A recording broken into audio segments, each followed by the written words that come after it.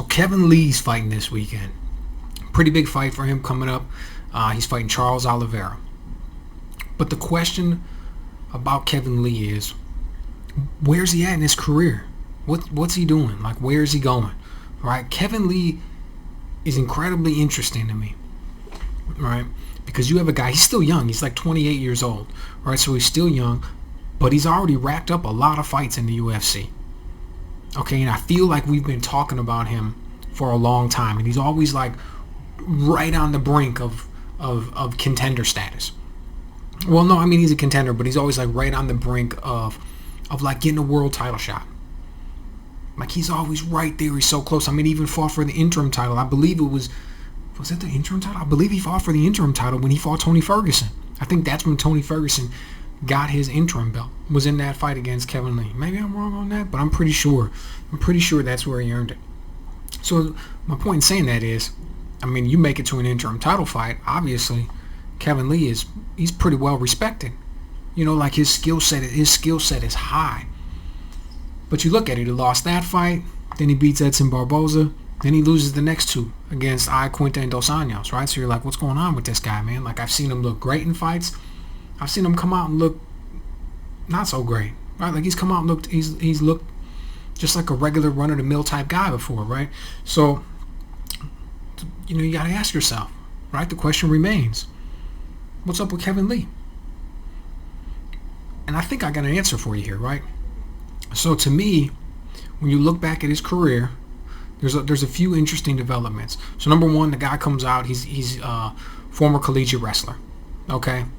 So he comes out, he's kind of big for the division, fighting 155, really strong, really athletic. So he's got good speed, good power. He's long, so he's got like really good reach at 77 inches. Really good reach for the division. Reach is huge. He's fast, decent footwork. All in all, you look at it and you're like, okay, so let's see what the guy does. So he comes out, racks up a few wins, everything's looking good, and he starts doing good. I remember when he beat Chiesa, I was actually pretty impressed with that one. I was pretty impressed with that win. Then he goes on and he fights Tony Ferguson. Okay, now that Tony Ferguson fight was an odd one. I think he kind of got a raw deal in that. Not that he didn't lose, he absolutely lost. I mean, he got submitted, right? How do you dispute that one? But the problem was he came into that fight with a staph infection, and you could see it on his chest, man. It was all big. It was sitting here, this huge staph infection. As soon as he came in the ring or the octagon, as soon as he stepped in there, I remember Joe Rogan was talking about it. He was announcing the fight. It was hilarious because he said right in the earpiece as he's walking in, right in his earpiece from the back, they hear, "Don't talk about the staph infection." And the first thing Daniel Cormier does is he's like, "I think that's a staph infection on his chest." So it was hilarious, man. It was hilarious hearing about that after the fact. But it was big. It was right there. Like, you could clearly see it. Nobody was going to cover it up. Nobody was going to deny it. There wasn't going to be anything like that, right? So he comes out there. He's got this staph infection. Says it's, you know, he didn't talk about it beforehand, but after the fact, he said it was no big deal. Looks good in the first round. Looks decent in the second round, but that's where he started to lose, and he started to look like he was gassed. Then he comes out in the third round, looks like a bum for the most part, in the sense of like doing some real basic rookie mistakes. Gives his arm up. He takes Tony Ferguson down. He's on top. Gives his arm up in a very obvious way. It seems like he should have. He was just probably pretty gassed. He should have known better. I'm sure he trains better. Gives his arm up, gets into a pretty nasty arm bar, steps over him to get out of that, and then ends up getting caught in a was that a triangle? Triangle choke. Yeah, he ends up getting caught in a triangle choke, taps out. Okay, and you could tell that, man, he was gassed. Like, he was in by the end of the second, goes into the third round, he's already gassed. He was saying it in his corner. But the reason I say he got a raw deal is because that was probably because of the staph infection. You know, when you're taking those antibiotics, they wear you down so much. So my guess is coming in, he just wasn't even close to 100%. So you kind of wipe that one under the rug. But that's not really the major turning point. The major turning point in Kevin Lee's career was when his coach died. His head coach, Robert Follis. So he was really respected in the MMA community. He had worked with a lot of fighters, and he had done a lot of great things. But apparently Kevin Lee, man, he looked at this guy like he was more than just a coach. He was like a father figure. So when he died, it hit him a lot. He gave a couple interviews where he spoke about it, said that it was much tougher than he thought it would be, much tougher than most people probably expected it to be on him. It really messed him up. He wasn't doing good at all. Goes out afterwards, picks up, grabs a new head coach, Dewey Cooper, who's also well respected. He's not really well known, but he's well respected. He trains, I can't think of the name right now, but he trains some boxers as well, I believe. I've seen him in the corner. So he goes out there and he's got this guy as his head coach. Ends up beating Barbosa in I'll call it a dominant performance. It was pretty dominant. But then loses his next 2 fights. Right, loses to Iaquinta. Moves up to decides, hey, I'm going to reinvent myself. Make a run at a new division. I'm going to move up to 170. He was using the logic that apparently cutting the weight down to get down to 155 was hurting him too much. I don't know if he didn't do good cuts, if he wasn't working with a nutritionist, if he just was doing it like he used to do back in college when he was wrestling or whatever the case may be. But he said, hey, I'm cutting too much weight. It's affecting me negatively. I don't have time to get rehydrated in between the weigh-in and the fight like I need to. I'm just going to move up to 170, man. I'm already a big guy. I got good reach. I'm athletic. Like, I'm fine. I'll move up. It'll be no big deal. Moves up in his first fight. Fights Dos Anjos.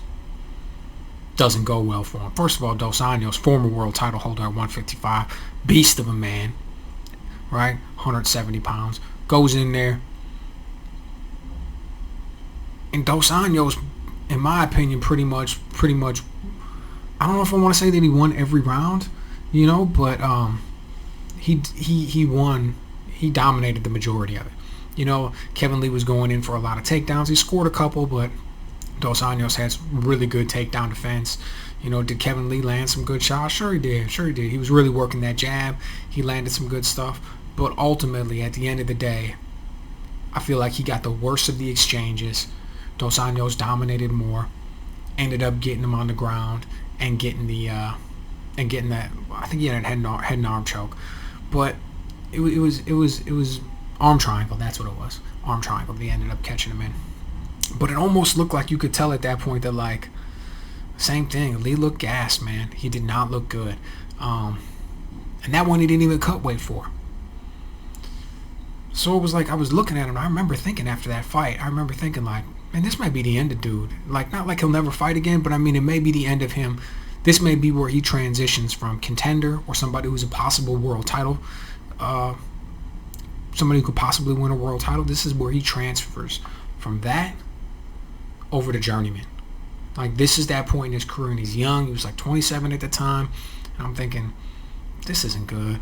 Like, this guy's got way more, and I kept looking at it, and I couldn't exactly put my finger on what was holding him back. But then he was on, I want to say that he was on Joe Rogan's podcast. And I remember Joe Rogan was the one who told him. I don't know if it was on the podcast or if it was somewhere else, but Joe Rogan told him, he's like, look, man, you need a head coach. You need somebody who can take all the pieces and put them together, who can be responsible for all of your training, knowing everything that you'll need, preparing for specific opponents, taking care of the weight cut, getting the right coaches in, working on the correct elements at the correct time, putting your whole game together. You need somebody to be responsible for all that. You can't do it yourself, and you need somebody who really, truly knows what they're doing. He suggested that Kevin Lee goes to Firas Zahabi, right? So he's the head trainer out at Tristar Gym out in Canada. And for those of you not really familiar with it, Firas Zahabi has been a trainer to a few different world champions, the two biggest and most well-known being George St. Pierre and Rory McDonald. And both of those dudes were animals, man. Rory McDonald still is. George St. Pierre is arguably the greatest of all time at 170 pounds.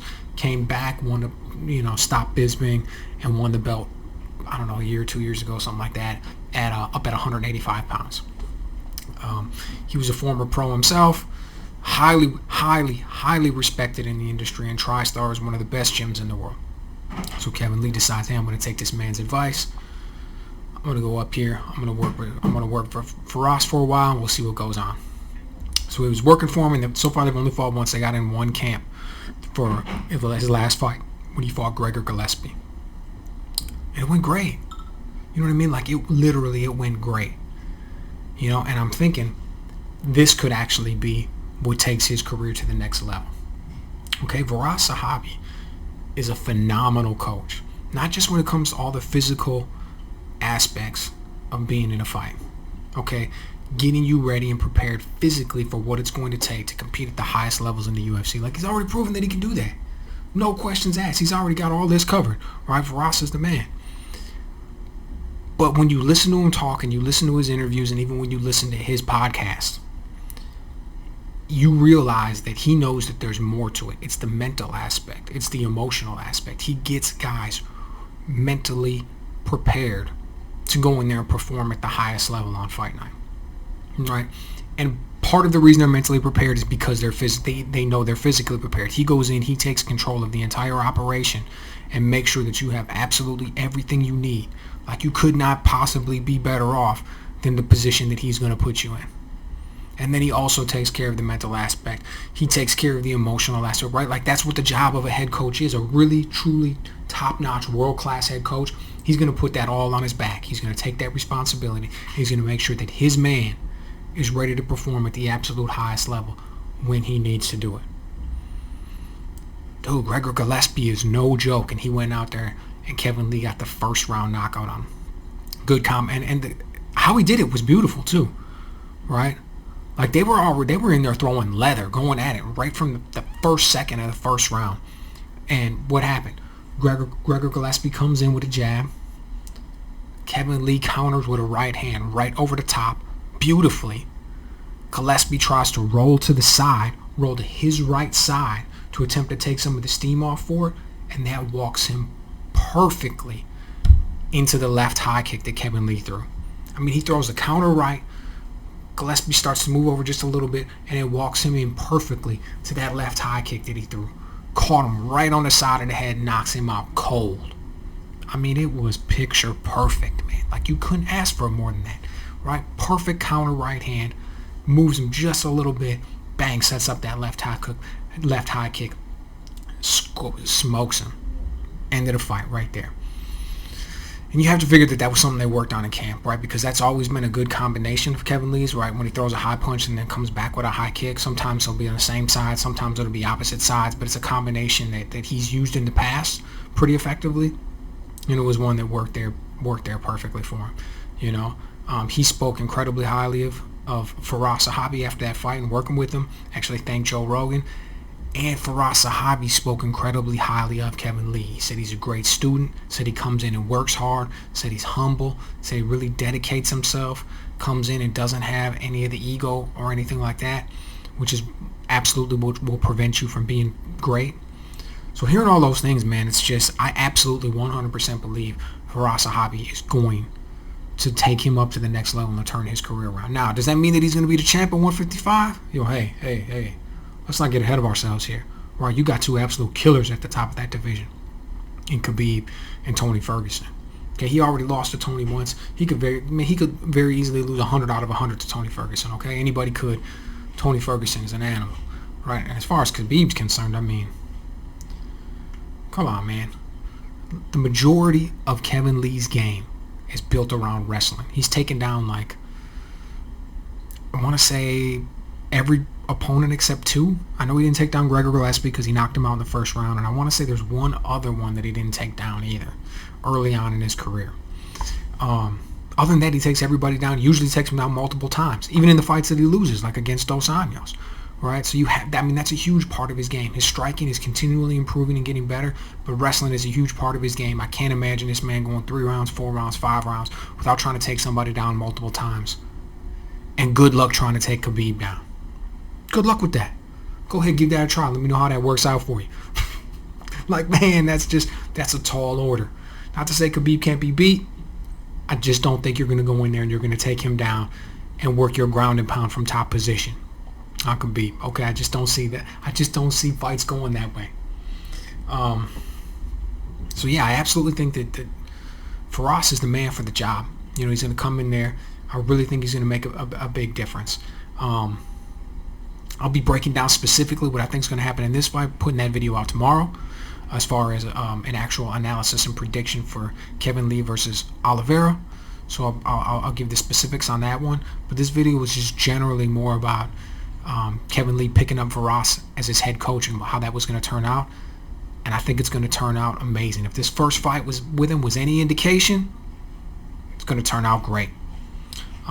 So I'm really interested to see how he comes out on Saturday, if he's just improved on what he's always had, or if he's actually added a few new wrinkles to his game, how he manages everything and how it all goes. They're the headliner, so there's always the chance that it's going to end up going 5 rounds. It'll be great to see how his cardio holds up along with everything else. Really looking forward to all that. But the short answer to the question is yes, absolutely. Firas Zahabi is going to be able to take Kevin Lee to the next level.